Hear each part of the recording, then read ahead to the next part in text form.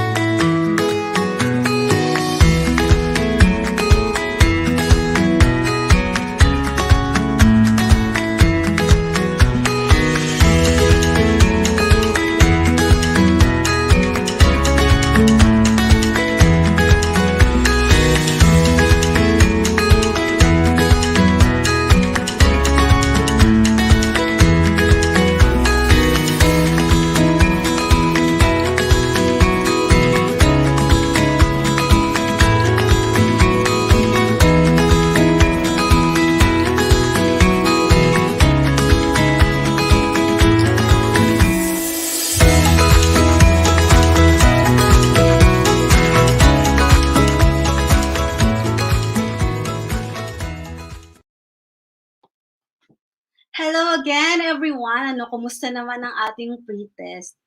Actually, nag-take din ako, no? So, yung score ko sobrang nakakahiya. Pero, eto siya, ipapakita ko na rin.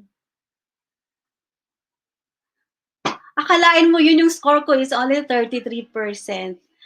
Comment nyo nga below kung kumusta naman ang inyong mga results.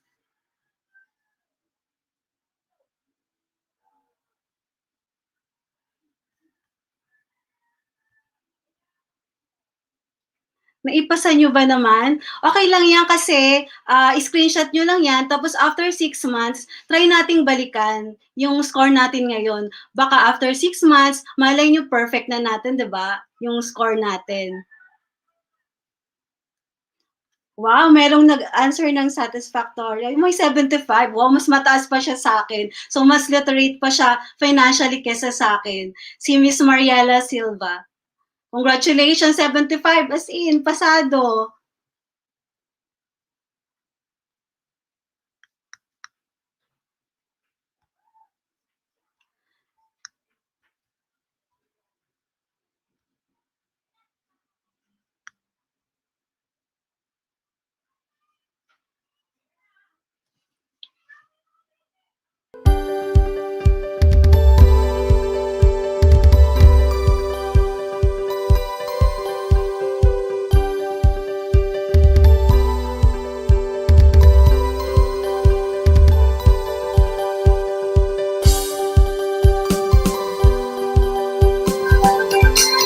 For this session, our speaker was an investment banker, turned full-time homemaker, and now a writer in behavioral money and behavioral using behavioral economics principles. She graduated with honors with a degree in AB Economics from Ateneo de Manila University and pursued behavioral economics in consultation with the father of behavioral economics and Nobel laureate Richard Thaler and Dan Ariely of Duke University.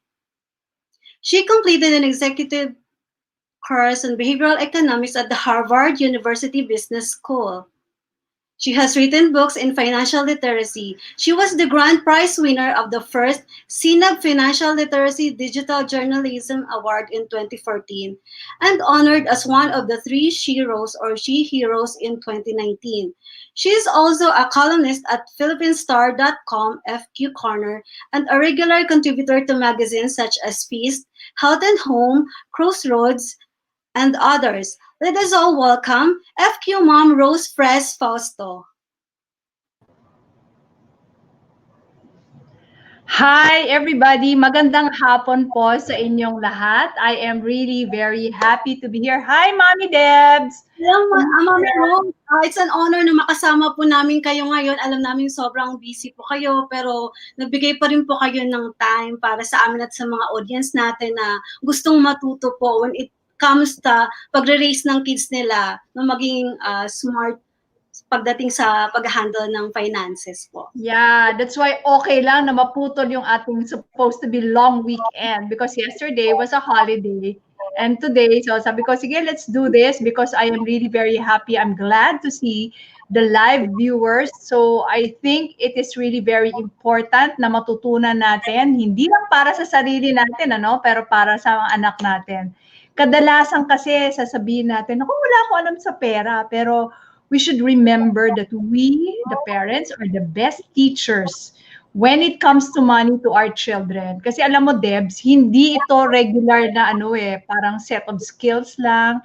Ito yung talagang lifestyle ito Very value-centric at kailangan yung magulang, sila yung pinaparisan.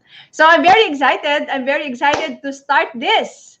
Okay, so ready na po ba? Ilan ba yung mga nanonood natin ngayon? So pakilagay nyo lang po sa chat box if you are already eto na, game na. Sabihin nyo, I am ready or game na ako when you are ready to start our FQ talk. Lagay nyo po sa chat box ngayon. I'm going to wait for your reply. So Debs, mamaya, no, ikaw din, if you would be having your own question, pwedeng isulat din nila sa chat box, di ba? Well, we have people who will be able to help us para mamaya ilagay nila, sabihin nila sa atin, we can answer them in the Q&A portion. Ito na, madami na nagsabi, ready, game na, I am ready. Ayan, sina Joy, Mary Joy, JC, Mariela, AJ, Jen. Okay, so game na. Are you ready, Debs? Can Pero, I... Mommy Rose, before tayo mag-start, we would like to know more about you sana, lalo na yung mga audience natin Okay. yung nakaka-attend. Could you share with us your experiences in your field? Talagang sobrang na-excite kami na makasama ka ngayon eh. So gusto naming malaman, how is it to be an FQ? Okay. Sige, kasi yun nga eh. And I think it's also going to be a little bit part of what I'm going to tell you. Pero shortly lang, investment banker po kasi ako dati before I decided to become a full-time homemaker. Ano ba yung investment banking? May pagka-nosebleed.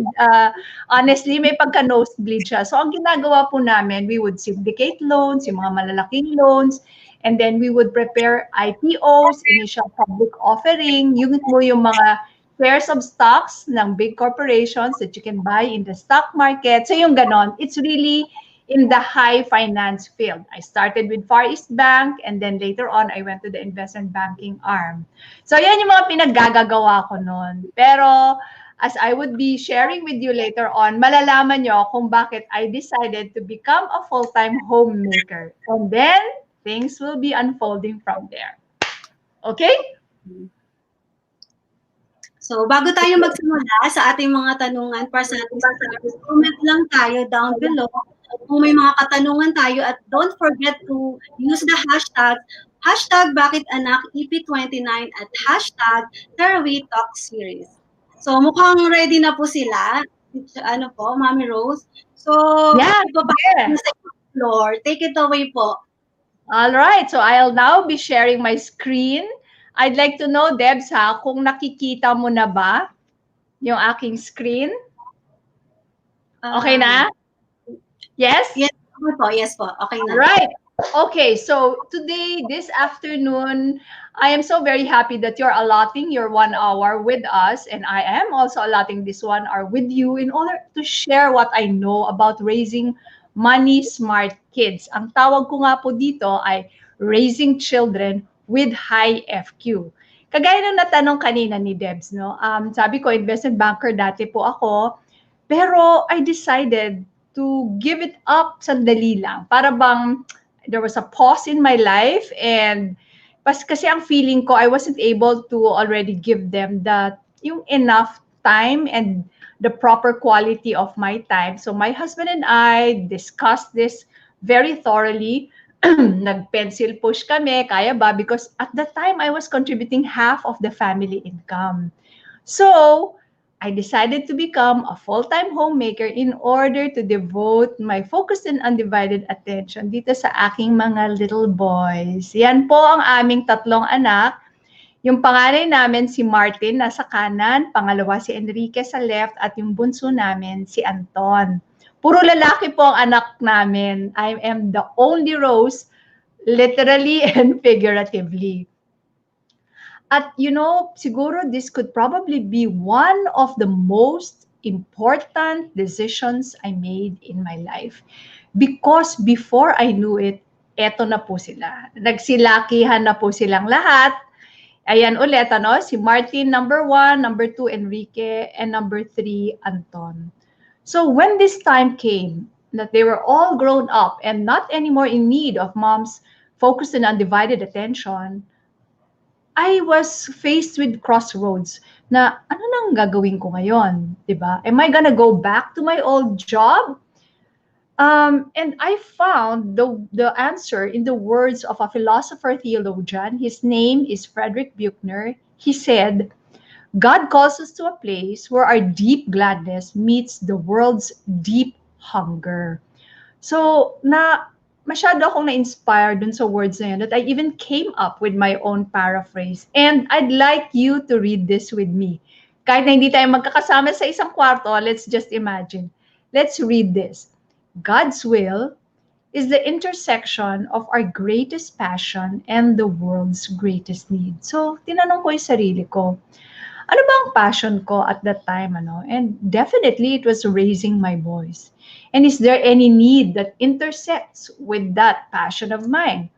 And of course, I'm sure all the parents out there would agree with me that there's always a need to raise our children to the best of our ability. And raising our sons well is really very important because they are the future heads of Filipino families. And that's why I decided to write my very first book. Ito po yon, Raising Pinoy Boys. So lumaki yung project, hindi na lang po yung aking 2 decades of experience raising my 3 sons, but I also interviewed the parents of successful Filipino men such as Lance Gokongwei, Tony Meloto, Tony Tan Caktiong, Bo Sanchez, pagdasal po natin si Brother Bo ngayon, no? Also the Tan brothers and Chris Tew. And what happened was that chapter 6 on money matters became the common favorite. This is where I introduced the term FQ to stand for Financial Intelligence Quotient. At later on po, naging libro siya. In fact, this is now a trilogy at nalabas na yung first and second book. So the first one is entitled FQ, the Health Intelligence. So maybe you'd be asking, nasaan na kaya yung mga anak ni FQ Mom Rose? Eto na po sila. Sa awa ng Diyos, nakagraduate na po silang lahat. And you know, to all the parents out there, ayan yung parang that's the biggest sigh of relief from parents. Yung pag sinabi natin na, ay, nakapagpatapos na ako sa pag-aaral ng mga anak ko. Ito po si Martin. Ngayon, after spending 3 years in a manufacturing company, he came up with his own brand audit and consultancy firm called Brandem. They help SMEs really make their brand stories in a very clear way. And they go down deeper, hindi lang puro branding on a superficial level, but make sure to help the companies such that the employees themselves are really very aware of their brand. Kasi yung mga empleyado, mga brand ambassadors yan, di ba? Okay, my second son, Enrique naman, after working at Union Bank and at Deutsche Regis, one of the top stock brokerages in the country as a research analyst, he's now with IFE Management Advisors, Inc. Our company, IFE, stands for Investing for Everyone.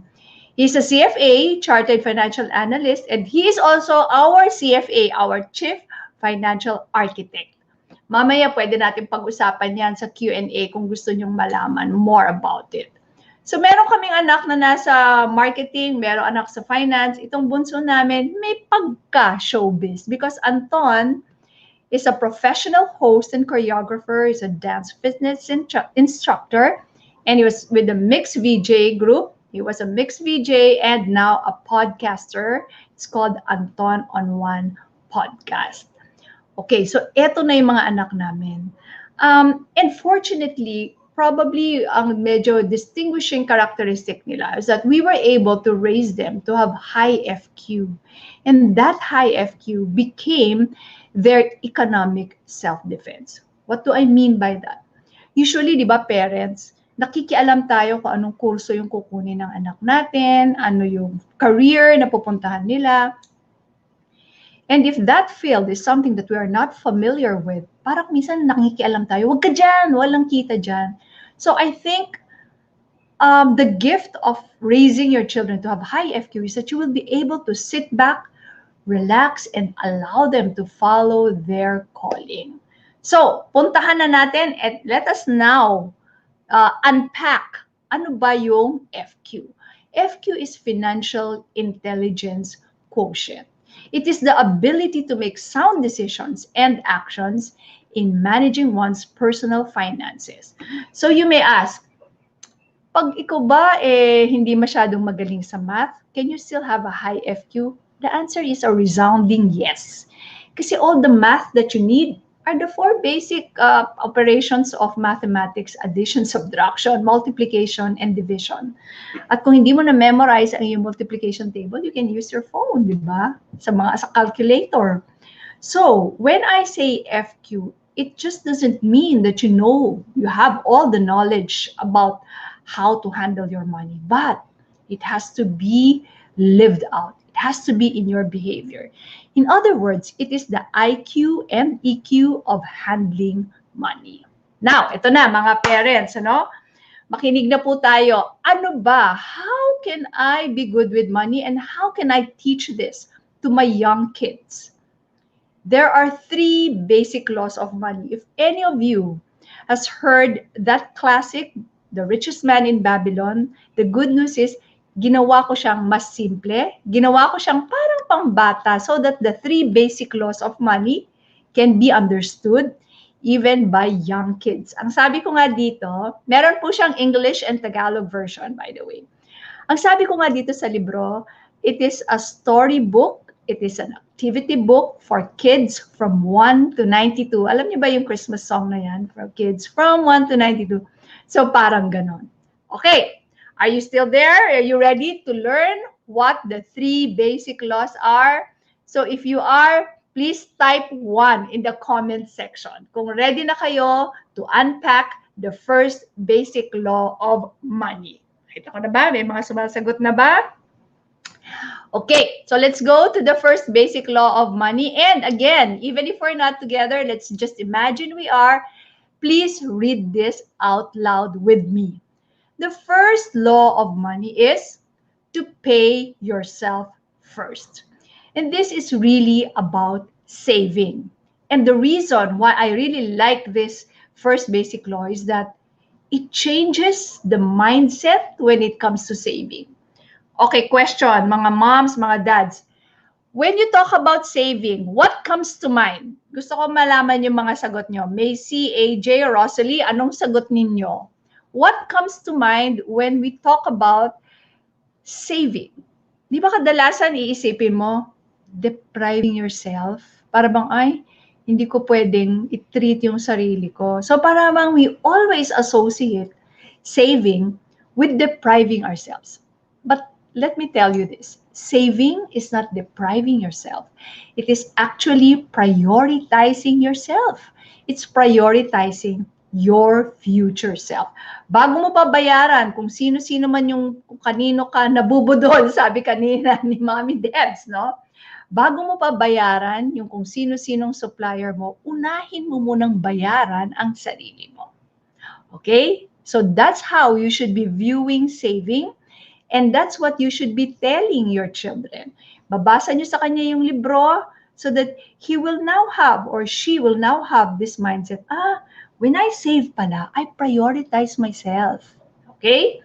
Let's go to the second basic law of money. Please type 2 if you're ready to know the second basic law of money. Here you go. Let's read it all together again. The second law of money is to get only into a business that you understand and to seek advice only from competent people. So, eto ngayon yon, yung para bang, ano ba dapat ang papasukin kong negosyo? Ano bang karera ang dapat pasukin ng mga anak ko?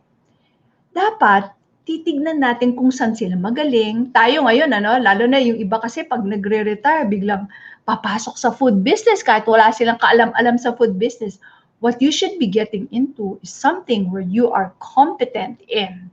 And then when it comes to listening, to having your mentors, when it comes to handling money, huwag kung sino-sino yung pinapakinggan natin. Ngayon kasi, because it's online, it's so easy to just dish out your advice. So you guys, you have to vet the sources that you allow to enter your mind, your system.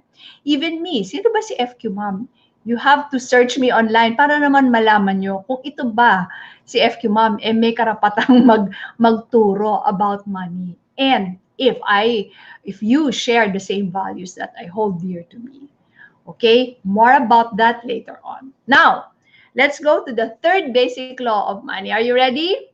Let's read it all together again. The third basic law of money is to make your gold work for you. Make an army of golden slaves before you buy luxury. So ngayon, ito yung sinatawag natin na delaying gratification.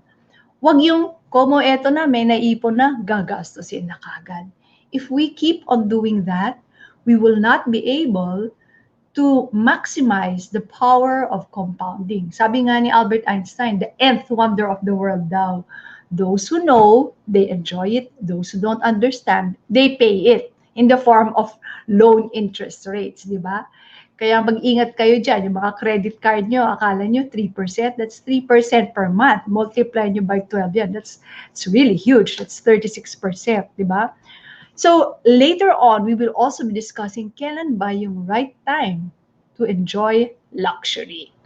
All right. So siguro sasabihin natin, what are the 3 basic laws of money? They're just so simple. Pay yourself first. Get only into a business that you understand and seek advice only from competent people. And make your gold work for you. Have an army of golden slaves before you buy luxury. I'm sure ang nasa isip nyo ngayon, Rose, if the laws of money are so simple, how come? Ang dami pa rin namang problema sa pera. Bakit nga ba? Because, sabay-sabay ulit natin sabihin, simple is not always easy. Totoo po yan. At for me to be able to really explain this to you, konting biology tayo. Ito po ang ating human wiring, yung ating utak. On the upper right hand, you see the prefrontal cortex. And on the lower left is the limbic system. The prefrontal cortex is your rational brain. Ito yung makatwirang utak natin. If I give you a math problem, anong parte ng brain, anong parte ng utak ang papaganahin nyo? It's your prefrontal cortex. Ngayon, yung limbic system naman, ito po yung ating emotional brain. Ito yung seat of all our feelings. Happiness, sadness, fright, anger, disgust, andyan lahat yan.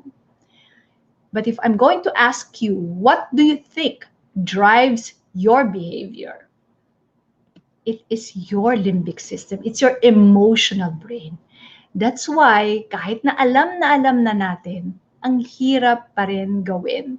There's really a huge gap between our knowledge on the left side and our behavior on the right side. And that gap is what we're supposed to bridge. Also the reason why I use behavioral economics. When I talk about money and family, kahit sa parenting, hindi lang to sa pera, kahit sa love life, sa relationship, the principles in behavioral economics are very important. What is behavioral economics? In essence, ito po ang fusion of traditional economics, that field which assumes that we, the consumers, are always rational, and psychology. Para maihalo natin yung kaalaman at saka yung actual behavior. Now, as was mentioned earlier, I am in collaboration with the father of behavioral economics, Richard Thaler, who he was also a Nobel laureate. This was taken in his office at University of Chicago.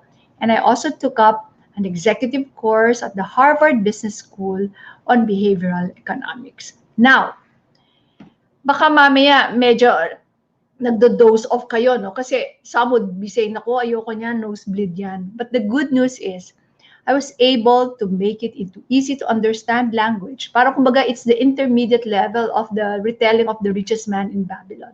Ito na po yung book 2 ng FQ Trilogy. A while ago, I showed you FQ, the Nth Intelligence. That book tells you and helps you understand your relationship with money. This one naman, this is a 2-in-1 book. Isang libro lang to, pero baliktaran kabilaan.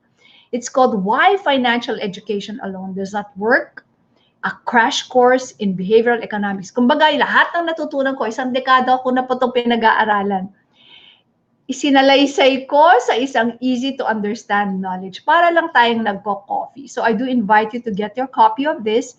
And the flip side is the psychology of money. Malalaman nyo kung bakit alam na alam ko na, hindi ko pa rin magawa.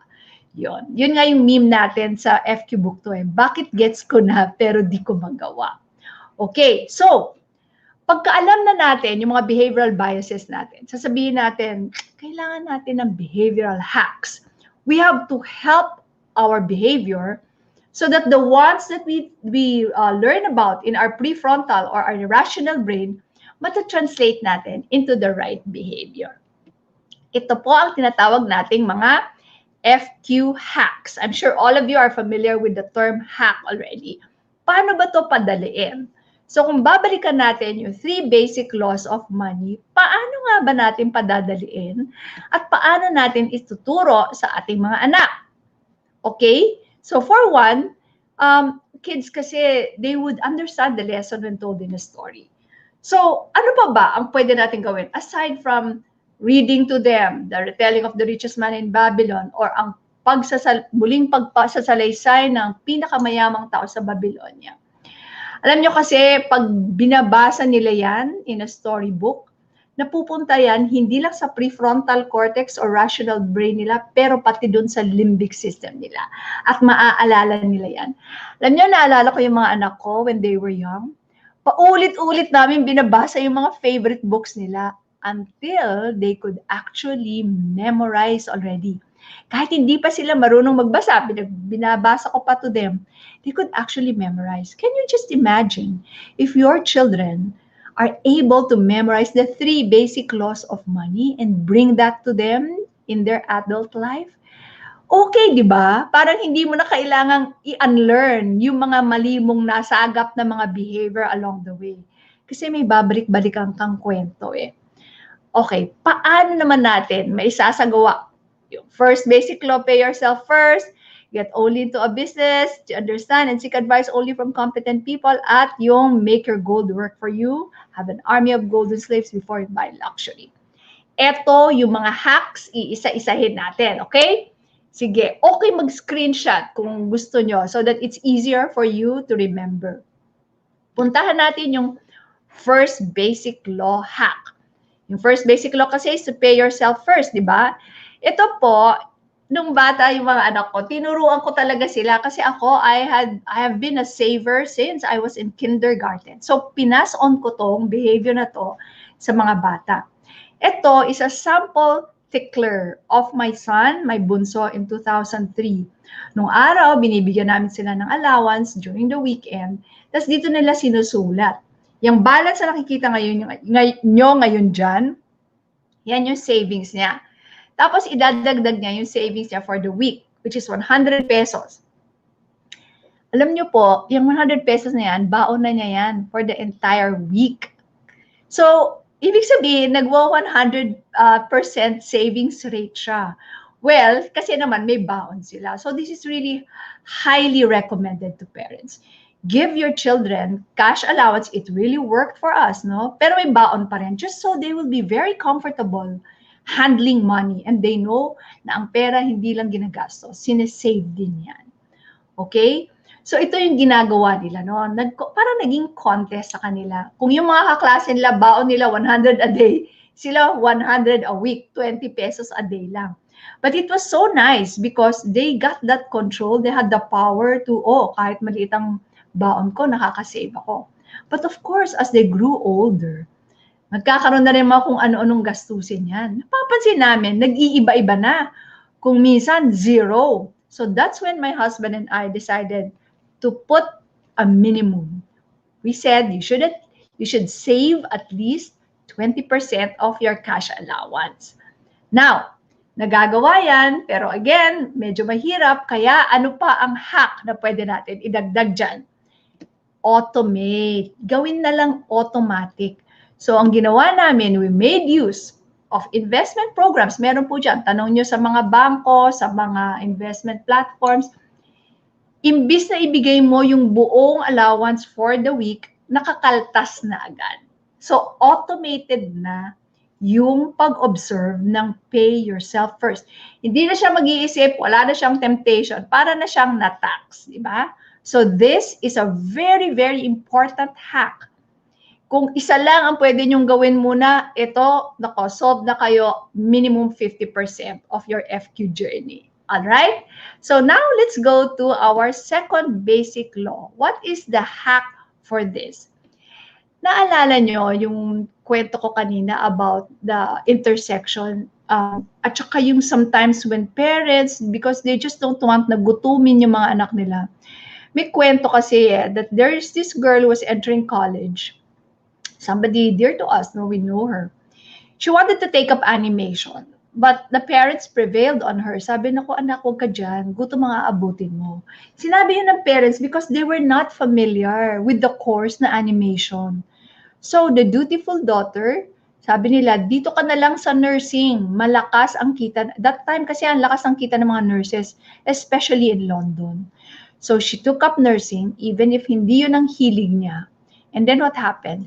When she graduated, there was an oversupply of nursing graduates, such that the parents even had to pay the hospital so that they could take her in for training. Di ba ang lungkot? So let me tell you this. The reality is we parents wouldn't know what profession, what industry, what field will give lucrative earnings for our children once they enter the workforce. But what can we do? We can only we can only support them to follow what their calling is. Remember this graph kanina, yung intersection of our greatest passion and the world's greatest need. Let us refine it even further. Let's borrow from the Japanese philosophy of ikigai. So, imbis na dalawa lang, apat na. That which you love, you're passionate about. Pero syempre, that's not enough. Kailangan, hindi ka lang passionate, magaling ka rin. That which you are good at, that which the world needs from you, and that which you can be paid for. So, screenshot moment na naman po natin to. You help your children come to terms kung ano yung ikigai nila. At dito po natin sila suportahan. Imbis na yung nakikialam tayo na, ito kunin mo, nursing ka. Hindi mo naman alam kung okay ang nursing pagdating ng araw eh. And when you allow kasi your children to follow what they're really good at and what they want to do with their life, meron silang additional fuel eh. Na kahit na hindi mo na sila magsasucceed at the start because they are really very fond of it and they feel that ito yung gift sa akin eh. Ito yung dapat kong gawin. Magkakaroon sila ng additional push. So that's what happened to our three sons. Buti na lang, hindi kami nakialam. So right now, as I mentioned earlier, they are doing well in their respective fields. Martin with Brandem, Enrique with IFE, and Anton with his podcasting. So I do hope that you keep this in mind so that yung mga anak natin, hindi naman natin, parang lagi dapat tayong suporta, hindi yung masyadong nakikialam to the detriment of their future. Okay? And of course, the second part of the second law, kailangan mag-ingat po tayo so that we are not victims of scam.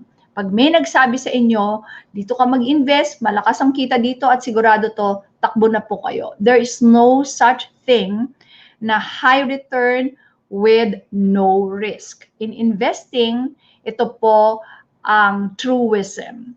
The higher the return, the higher the risk. The lower the risk, the lower the return. So, ano ba ang example ng mga yon? So, when it comes to the higher the return, the stock market is the asset class that gives the highest return in the long run. But is there a risk? Yes. In fact, sa kagalaw-galaw ng market na ganyan, pwedeng bukas lang, ang laki na ng nalugi mo. But, if you consider this as your long-term investment, nababawasan yung risk. Parang dapat huwag kang mataranta kung maakyat, bumababa. And then yun namang kabila, yung the lower the risk, the lower the return, ito po yung mga savings account, time deposit, very, very low risk. But, walang return. Halos zero pag nasa savings account lang ang pera natin. Okay? Next, the third basic law, hack. Make your gold work for you. Make an army of golden slaves before you buy luxury. This is essentially the law that talks about delaying gratification. This is the law that separates those who just get by from those who are able to accumulate considerable wealth. Now, story again so that it's going to be easier for you to remember the lesson. Let's say a millennial who started working and is really eyeing at this signature bag which costs 150,000 pesos. So, ang sweldo niya, 15,000 a month, ipon-ipon naman siya, di ba? Sabi niya, okay, mag-iipon ako para makabili ako ng bag na yan. So, nag-iipon siya kada sweldo, ang laki ng iniipon niya. Until so many months, naipon na niya 150,000. Is it right for her to buy that bag? Maybe some of you might say, okay na kasi she deserves that. She worked hard for it. She saved up for it. Well, my answer is no. It is not yet time to buy that. You have to delay your gratification. You have to have an army of golden slaves before you buy luxury. So sasabihin nyo, FQ ma'am, kailan naman tayo magpapahappy ng sarili natin? When can we treat ourselves to luxury? Again, I like easy to remember hacks, so I'm giving you this FQ mom hack. Ito yung guideline when to buy luxury. Pakibasa nga na sabay-sabay. Buy luxury only if you can afford to buy 10 pieces of it. Okay. Anong masasabi nyo dyan? Nakakalungkot ba? Yeah, malulungkot kayo ngayon. Pero you know, this is the best way. This is the best way to enjoy luxury. This is the perfect time. Because with doing this, you will be able to maximize the power of compounding. Hindi yung pagka-save mo ng 150,000, pag binili mo yung bag, edi back to zero ka na naman. Hindi dapat ganun. Dapat ang laki ng safety net natin na iniiwan. Okay? So, yan lang muna. Yan lang muna. 3 basic laws of money. Ituro nyo sa sarili nyo, sa mga anak nyo. Ituro nyo rin po yung hacks. At, kulang na kulang talagang oras. Napakarami ko pang gustong ituro sa inyo. But we can continue the conversation. You can go to fqmom.com at doon natin ituloy ang ating usapan. Ano? And you know what? If we do this, if we are able to raise all family members to have a high FQ, mawawala na yung problema at pagbubugnot dahil nagkakaubusan ng pera. Lalo na pag may mga ganito tayo, mga pandemya, no? Magkakaroon tayo ng healthy relationship with money. Hirap tayo ngayon, but all of us, we should realize that, okay, this is something temporary. You rally around your family members, gawin yung project. And when you do that, you will be able to communicate about money in a healthy way so that you will be helping each other. You are each other's champions, FQ buddies, so that you will help each other attain your family goals. So, pwede po natin ituloy ang usapan sa fqmom.com, and when you subscribe to us, we give you this free welcome ebook, Why We Should All Mind Our FQ. Okay, and you can also follow me on Facebook and YouTube as FQ Mom, and on Instagram and Twitter as the FQ Mom. Meron akong small request sa inyo because this will really help us. Maraming salamat. Please scan this or just click the link that we will provide. Sharon, can we put that link in the chat box so that they can answer our feedback form? This is less than 30 seconds. And after this, we will be having our Q&A. Okay? 30 seconds for this. Maraming salamat.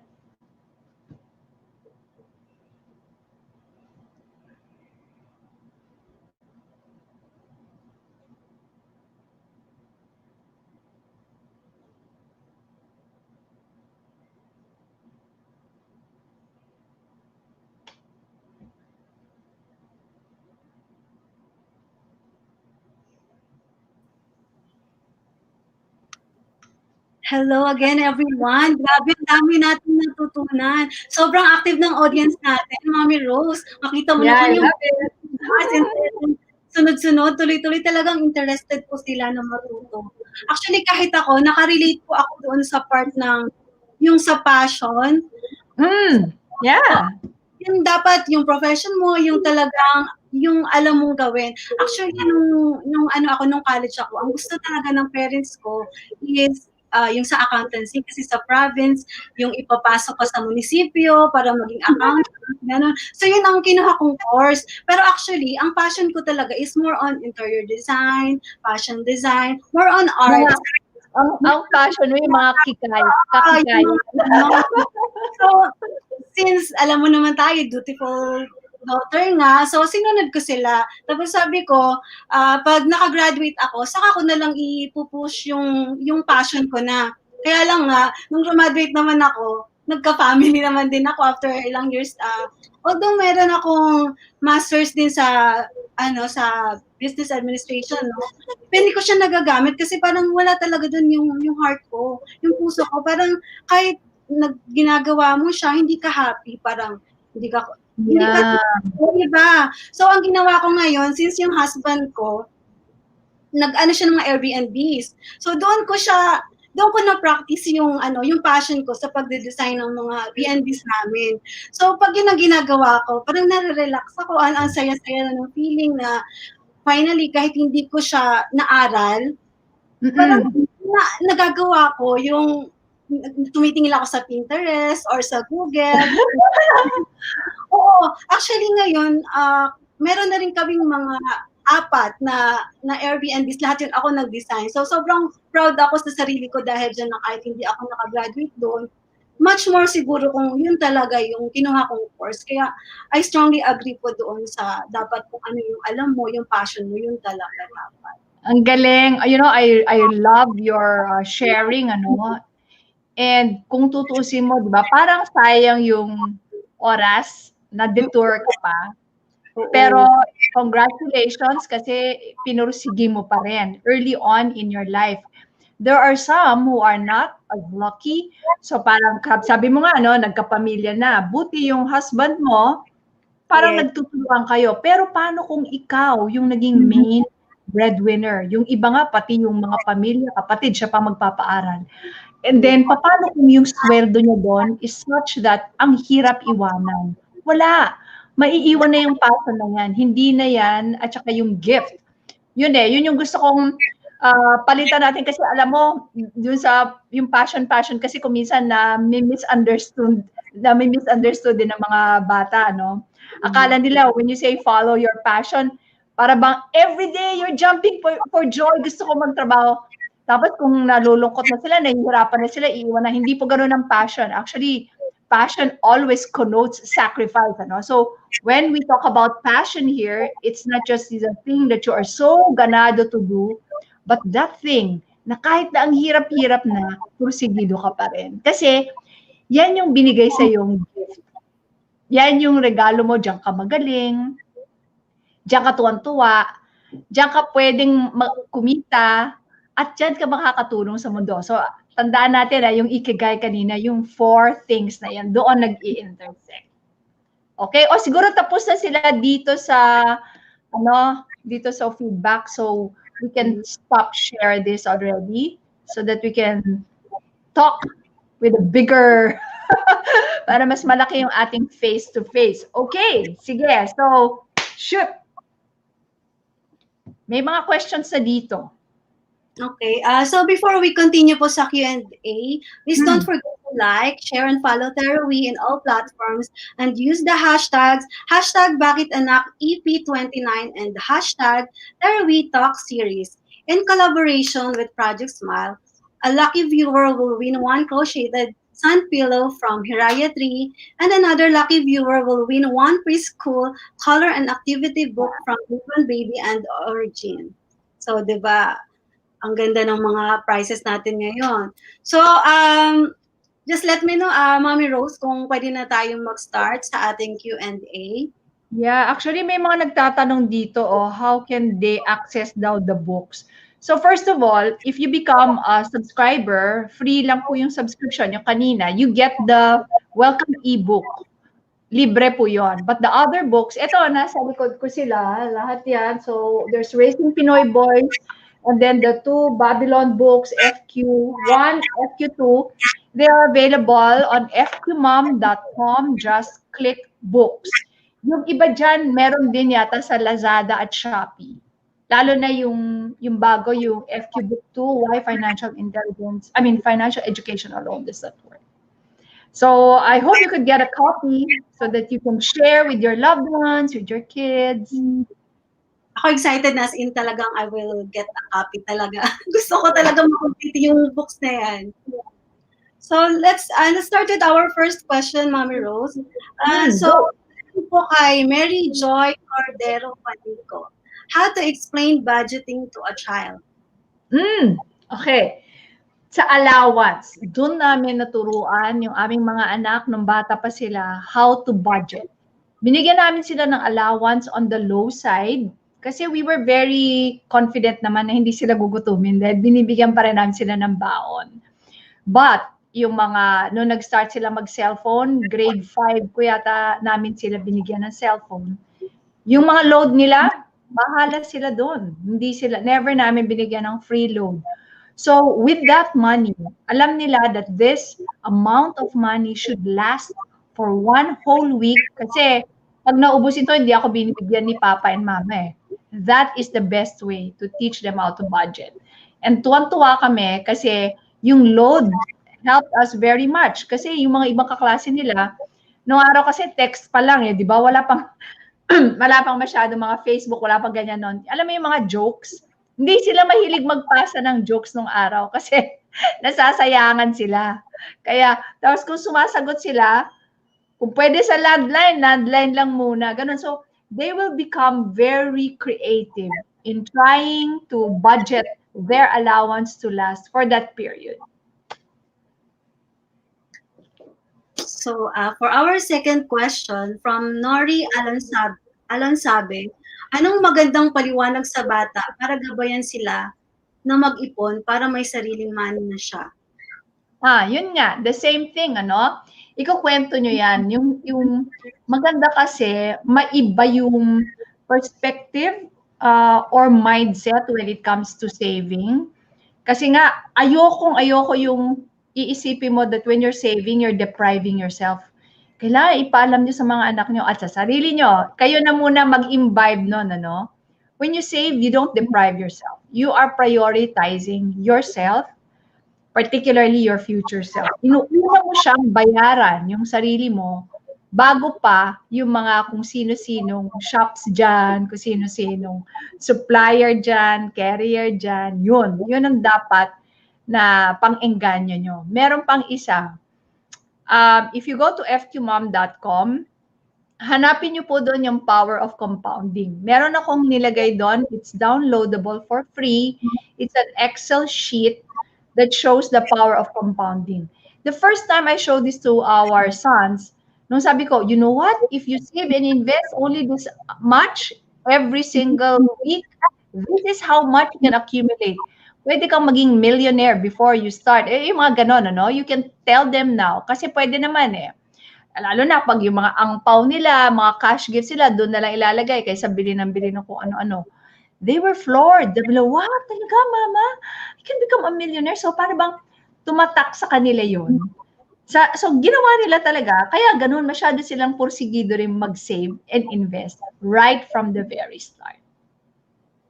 Maganda ngayon yung may susundin ka talaga. Parang excited na ako talagang makita ito, Mommy Rose. So, for our next question from AJ Bulusan, what age should a child know on how to save money?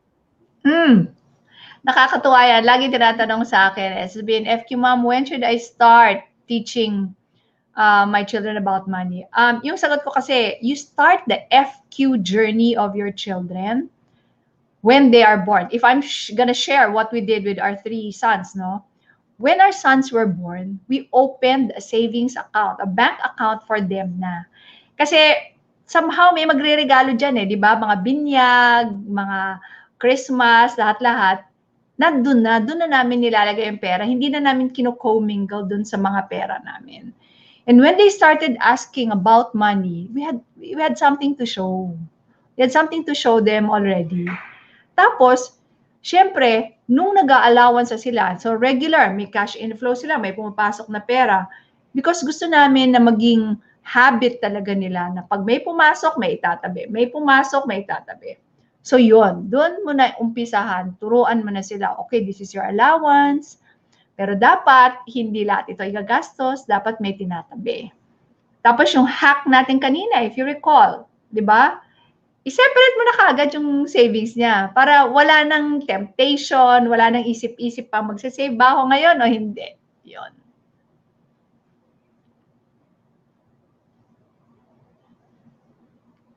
Ops, naka-mute ka, Mami Debs. Okay, we have another question from Mary Joy Cordero Juanico. How can I demonstrate good financial habits in an age-appropriate way? Hmm. Ikaw Hmm. mismo, tuturuan mo sila para bang ipapakita mo what you are doing. So, sasabihin mo, oh, baka minsan makikita nila, depende kung anong, paano ka kumita, no? Do you earn through gigs? Do you earn every month? You have to be the role model of your children. Alam nila na pag may kinikita si mama, pwede mo silang pakita how much are you willing to share with your children. You open an account, a bank account with them. Tuturo mo sa kanila yung bibigyan mo ng really basic things to start with. Yung iba pinapakilala sa mga teller, ganyan. Iba may alkansya. I think somebody commented kanina. Yung mga anak ko nagganon din eh. Hindi piggy bank ang ginamit nila. Meron kasi dati na giveaway sa bank na treasure chest. So, di ba Wow. parang ang bongga. So, doon nila nilalagay yung savings. So, para pagka dumami na yon, ilalagay na sa bangko. Pagka dumami na sa bangko, i-invest na. Pwedeng may fixed income, pwedeng may stocks. Pagdating ng Pasko, mga aginaldo, lagi nyo silang paalalahanan na hindi lahat yan gagastusin. Kung pwede nga, ipunin nyo lahat.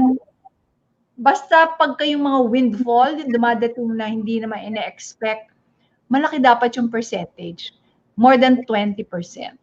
Tapos, para dun sa allowance, if you would like to do what we did with our sons, we put a minimum of 20% savings rate.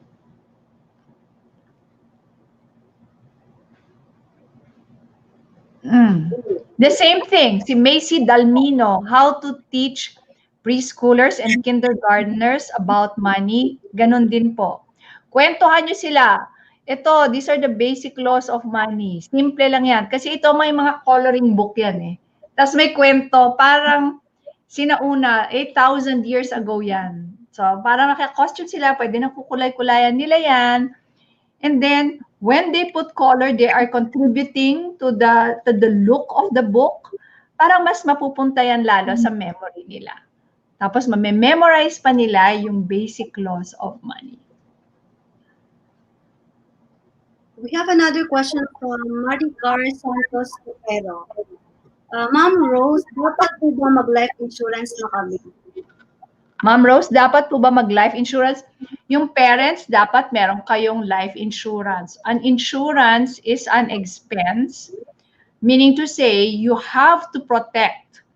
If you die early on, you should be able to provide the insurance coverage, should be able to provide for your dependents until such time that they can be already on their own. So yon ang para sa inyo, kayong mga breadwinner. Pero para sa anak nyo, you don't have to insure your children because your children, I'm hoping they don't have dependents, di ba? So this is an expense to protect yourself in times of untimely demise. Tapos pwede rin sa health insurance if it is not provided for by your employer, kuha kayo na health insurance so that hindi kayo mauubos kung nagkasakit kayo. But for your children, just go to the straight investment because your children do not have any dependents. Actually, ngayon ko na-appreciate yung mga insurance Ma'am Rose. Kasi before, wala talaga sa isip ko yung mga ganyan. Since nakwento ko kanina na sa aming mag-asawa, yung talagang financially literate no, yung husband ko, nag-stock market pa siya. So, pati yung mga insurance yan, fire insurance, health insurance, lahat yan, meron kami siya nagpo-provide. So, ngayon, na di ba, nakita mo naman yung pandemic natin, no? Yung na-appreciate ko yung may MaxiCare ka, yung mga ganun, kahit pa paano, pag nagkasakit ka, meron kang nangagawa ka na hindi ka basta-basta na mag-isip kung saan ako ngayon kukuha ng panggasto sa ospital, yung mga ganun ba. So, malaking tulong ko talaga yung sa insurance ko. Pati yung sinasabi nating emergency fund, sana meron kayo nun, no? Kagaya nito, my gosh. We used to say nga, emergency fund, mga 6 months ng expenses mo. Pero nakailang, more than a year na tayo naka-emergency dito. So sana malalim-lalim yung ating pinagbubunutan kung huminto yung gripo. And also, let's already replace that source of income that we lost Hindi na tayo pwedeng nakatenga lang na nag-iintay na bumalik pa sa dati. It will not go back to the old normal. It's going to be a new normal na. The next normal. And it's happening now. We don't know when is this gonna end. Ang dami pa rin, my gosh. Yes. So, from Josephine Katubay naman, mga kids ko ngayon, nag-alkansya na. Even sa house lang sila, 8, 6, 5 years old. Okay lang po ba early introduce sa kanila nito? Oo, early introduction is good for me. However, like in FQ Book 1, it discusses yung mga myths. Kasi yung iba, meron silang agam-agam na turuan agad yung mga anak nila about money because, and you will understand it when you read the book, because of your money beliefs. What are your family money stories? Kung kayo, napalaki kayo na money is the root of all evil, parang siguro magkakaroon kayo ng kahit di nyo sinasadya, baka i-delay nyo how to teach your children about money if you've always looked at it in an unhealthy way. So there are nice exercises there. It really guides you to go through your childhood money memory. At ako, pag may mga workshops nga ako, Mommy Debs, nakakatuwa ito. May mga umiiyak, yung parang nababalikan nila how they grew up about money. But it is very important that we understand our childhood money memory so that we know why we deal with money the way we do right now. Tapos from then, aayusin na natin. And then we use our core values as our compass. Ako, marami yan. Hindi kakasya sa ating session ngayong hapon na to. Actually, ang daming, ako nga din, actually, ang dami kong gustong i-share. Parang to inspire lang ba the audience. Kasi, growing up naman no yung sa family ko, okay naman kami, hindi kami mayaman, hindi rin kami naghihirap, yung sakto lang. Kumbaga, nakakaraos naman. Private school pa rin naman nag-aral. Pero nung nag-asawa ako, kami nung husband ko, nung starting out pa lang, dumating kami sa point na yung tinitiran talaga namin yung puro surot, yung matutulog ka na lang, babangon ka pa kasi isprehan mo yung kailangan, di ba naka-kerosene daw yun? Ang dami kong kagat talaga. So, yung husband ko parang sabi niya, hindi pwedeng ganito lagi. So, talagang nag-isip siya ng ways kung paanong uunlad yung buhay namin. So, kahit pa paano naman, nakita ko kung paano siya nagpursige. Yun nga lang, isa nga sa ano dun is yung nag-abroad siya. Pero sabi niya, at the age of 40, dapat retired na ako. So, tama naman, nung 40 siya, umuwi na siya. So, ngayon, consultant na lang siya sa abroad. Dito na siya working from home. So, kahit pa paano, siguro yung mahirap mong pinagdadaanan, imbis na yung parang isipin mo na madadown ka, gawin mo yung yung parang fuel para ganahan ka na gawin pa lalo na mapabuti pa yung yung life mo.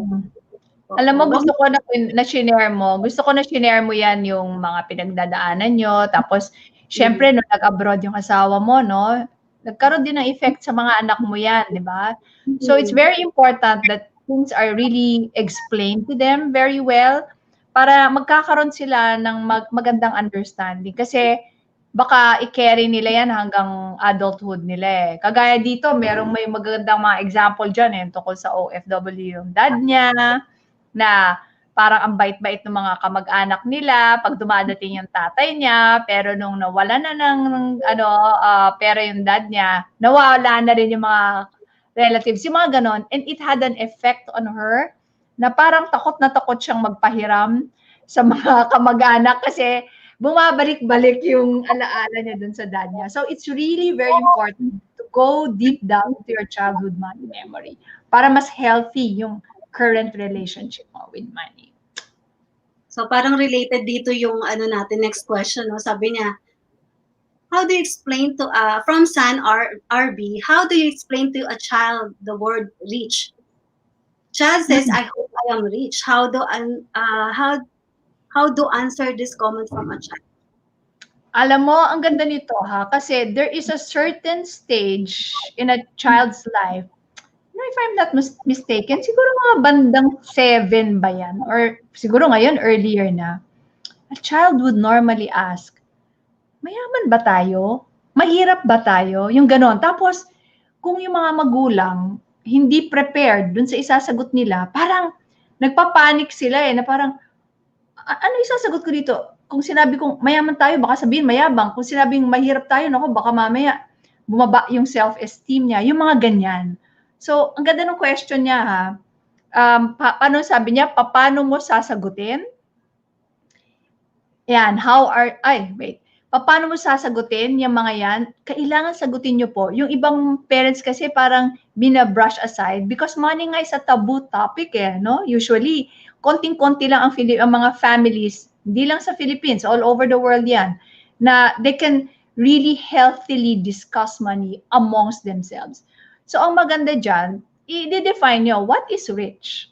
Ano ba yung rich para sa inyo? So, para sa iyo ba ang rich basta napapag-aral, nakakakain ng ganyan? So, if this is the way you define rich, yeah, we are rich. But we could be richer. Yung mga ganon.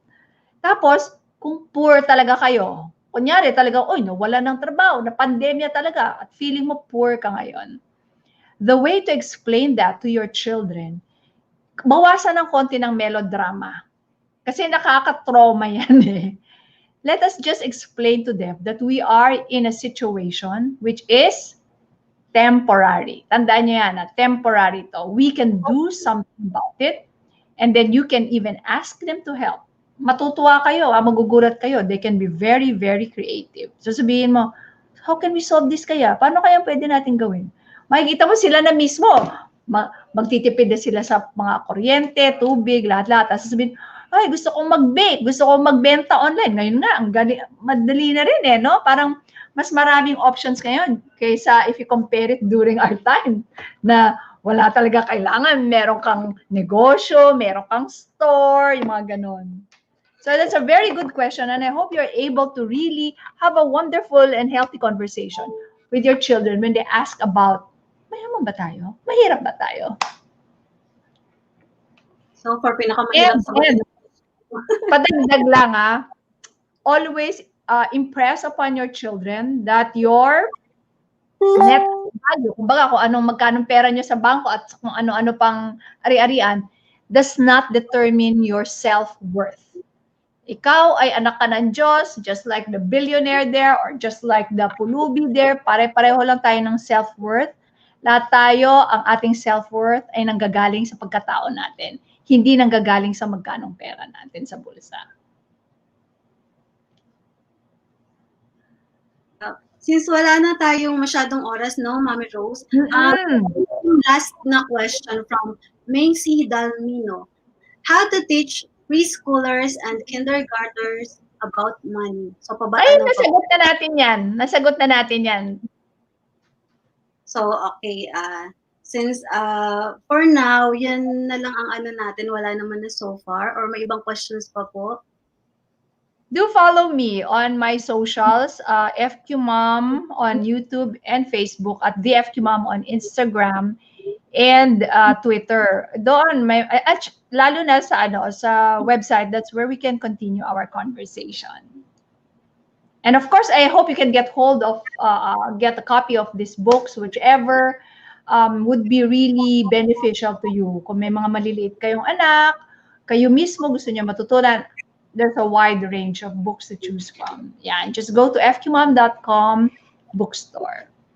May autograph yan pag nag-order kayo. And will be delivered to your doorstep. Dito lang sa Philippines although meron din nag-order mga abroad. Pero syempre medyo mataas talaga yung courier charge pag ganon. You will just have to inform us kung ano yung address nyo so that we can ask our courier to give us a quotation. But for Metro Manila and basta nationwide, mura lang. Kung ano lang yung charge yun lang ipapasa sa inyo. Magkano usually yung isang book, Mami Rose? Para may idea lang po sila. Okay, iba-iba kasi like Raising Pinoy Boys, that's 350. And then itong FQ, the F Intelligence, 385. Para tayong Lazada Shopping. Tapos ito kasi makapal to 2-in-1 book, parang 2 libros, it's 680. And of course, yung mga storybook, ito, mura lang to, 195 lang. Yung mga Babylon books. Yung trilogy mo, meron kayong parang na siya, yung nakasama na siya? Oh, wala pa kasi, yung book 3 wala pa eh. Ah, okay, Ito, okay. one book pa lang yan. Book 2 pa lang yung dalawang ano na yan.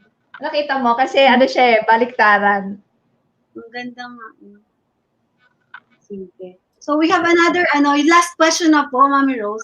Oh, may Okay na. pahabol. From, yan. Okay, maganda to. Paano ko po kaya maisi-share ito sa family ko? Hindi po kasi sila interesado pag-usapan ang pera at pag-iipon. Okay, ganito Depende kung sinong family yung tinutukoy mo. Kung pamilya mo na hindi naman ikaw ang gumagastos para sa kanila, you just have to respect. If they're not interested, then sabi nga nila when the student is ready, the teacher will appear. So dapat, kung ready lang sila, dun mo lang sila kakausapin. But, there's a big but to that. If the family members that you are referring to are the ones who are dependent on you financially, kunyari, kahit tatay or nanay mo siya, pero sa'yo umaasa, aba, kailangan pag-usapan nyo. Kung ikaw yung source ng funds, you have the control. Dapat, sasabihin mo, kailangan tayong mag-usap. Kasi ito lang ang pondo ko eh. This is a very finite resource. Madaling maubos ang pera. Ako, kailangan ako mag-pay yourself first and follow all the basic laws of money. I will not be able to do that if you don't cooperate. I will not be able to fund you. Bawa, may mga kapatid ka na ikaw pa rin nagpapaaral, ikaw pa rin nagtutustos, tas gastador, ay hindi pwede yun. But, if you're talking about family members na hindi ka naman binubulabog pag nawawala ng pera, hayaan mo muna sila. Hayaan mong maging ready sila bago mo sila kausapin. Nagets mo? Okay ba, Debs? Is that clear? Yes. So that ends our Q&A. So let us continue creating a better future for children with disability. By sponsoring a child to therapy in collaboration with Project Smile, donate any amount to Accessible Assistance Alliance beneficiaries through donation.ph/Project Smile. Don't forget to add in the remarks, sponsor to therapy. You can also donate via Shopee for as low as 10 pesos. You can donate for children with disabilities on shopee.ph/Project Smile. Let's end this session stressing the importance of receiving appropriate therapy for your children. Be aware, informed, and empowered. Join us as we provide access to healthy environment that these children deserve. Once again, to all our beneficiaries, we will never get tired saying we are so proud of your progress. You've come a long way. Continue believing that you have the ability to create a better future for your child. To all parents out there, if you need assistance to know how to handle your child and find the right therapist for them, you can send Therawi a message. For those who are interested to join Therawi's team and create a safe and inclusive society, please refer to the link on the screen and fill up the form. So now it's time for us to announce the winners. Okay na ba? So, I will say goodbye na, Debs. Okay na ako? You can give takeaway points pa po later. Okay. Sige. So now, it's time for us to announce the winners of today's episode. So, sino nga ba ang winner natin? Oh, there you go. Maricar. Marty. Na-mute ka. Winners It's are AJ. Maricar Santos, Tongkero, and AJ Bulusan. Congratulations, Maricar and AJ. Congratulations to all our winners. And before we end today's session, we would like to hear from you, FQ Mom. Any takeaway points po? Sobrang dami na nang hingi pa rin kami ng takeaway points.